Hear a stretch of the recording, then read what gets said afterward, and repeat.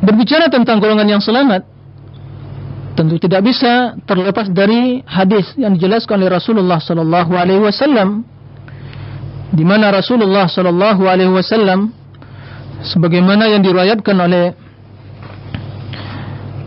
Muawiyah bin Abi Sufyan radhiyallahu anhu wa anis sahabati ajma'in, qala radhiyallahu an, ala inna Rasulullah sallallahu alaihi wasallam qama fina faqal, ala inna man qablakum min ahli alkitab iftaraqu ala 72 millah, wa inna hadhihi al-ummah sataftariqu ala 73, 72 في النار وواحدة في الجنة وهي الجماعة, وإنه سيخرج في أمتي أو من أمتي أقوام تجارى بهم تلك الأهواء كما يتجارى الكلب بصاحبه لا يبقى منه عرق ولا مفصل إلا دخله, رواه أبو داود في سننه.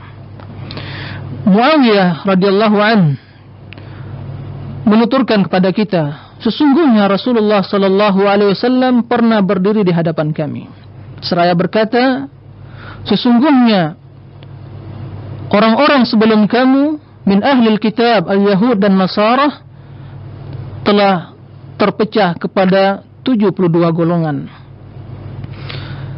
dan sesungguhnya umat ini, yaitu umatul Islam, akan terpecah belah kepada 73 golongan.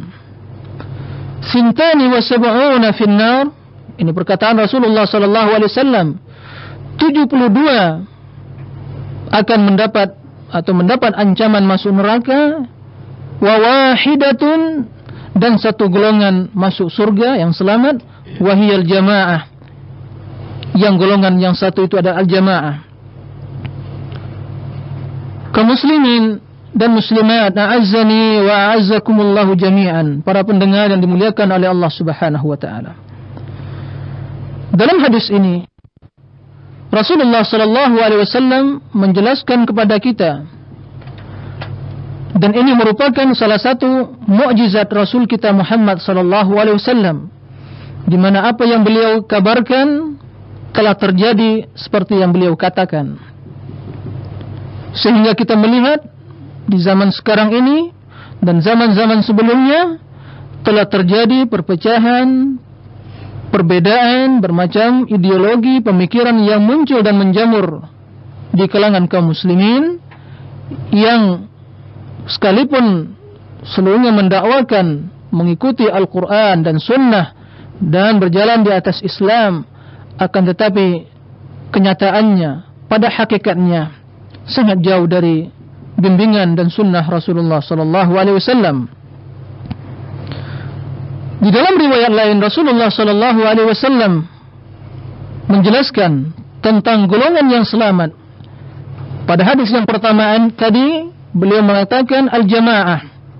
Al-jamaah, wahai kaum muslimin, yang dimaksud dengan jamaah di sini adalah golongan atau kelompok yang selalu memegang teguh, menjunjung tinggi kebenaran dan komitmen dan loyalitas pada kebenaran tersebut dan mengamalkannya dalam kehidupan mereka. Itulah jamaah, sekalipun jumlah mereka sangat minoritas atau sekalipun jumlahnya hanya satu orang saja. Jamaah tidak identik dengan banyaknya pengikut suatu golongan. Akan tetapi jamaah sebagaimana dikatakan Ibnu Mas'ud radhiyallahu anhu anis sahabati ajma'in, qala radhiyallahu an, al-jama'atu ma wafaqal haqq walau kunta wahdak. Jamaah itu, kata beliau, adalah yang sesuai dengan kebenaran sekalipun anda sendirian. Hal ini menjelaskan pada kita bahwasanya barometer yang akan kita gunakan untuk mengukur dan menilai kebenaran adalah sejauh mana permasalahan tersebut sesuai dengan kebenaran itu sendiri. Di dalam riwayat lain Rasulullah sallallahu alaihi wasallam menjelaskan kepada kita, wa inna bani Israil tafarraqat ala 72 millah wa taftariqu ummati ala 73 millah kulluhum fin nar illa millatun wahidah. Qalu wa man hiya ya Rasulullah? Qala ma ana alaihi wa ashabi. Rawahu At-Tirmidzi wa ghairuhu. Sesungguhnya Bani Israel telah terpecah pada 72 millah, golongan, aliran.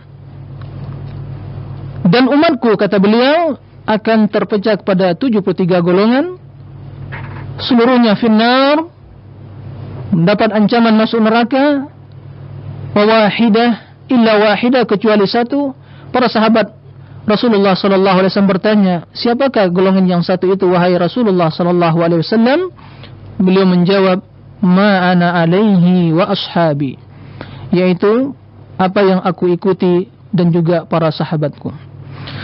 Riwayat yang kedua ini menjelaskan pada kita salah satu karakter dan pola hidup atau jalan yang ditempuh oleh golongan yang selamat, di mana mereka yang selalu berjalan di atas sunnah Rasulullah sallallahu alaihi wasallam dan juga yang selalu menelusuri sunnahnya para sahabat Rasulullah sallallahu alaihi wasallam dan jalan yang mereka tempuh di dalam menjalani agama atau mempraktekkan agama dan mengamalkan agama yang mulia ini.